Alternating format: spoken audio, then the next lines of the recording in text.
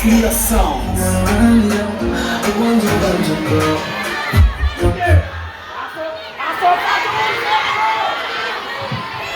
Alright.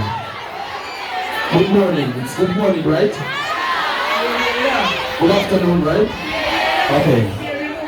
Thank you so much, everybody. My name is Rota. I just want to tell you guys, you should get your tickets in time, yeah? On 17th of August, I'm gonna be with you at Serena Hotel. Let's go!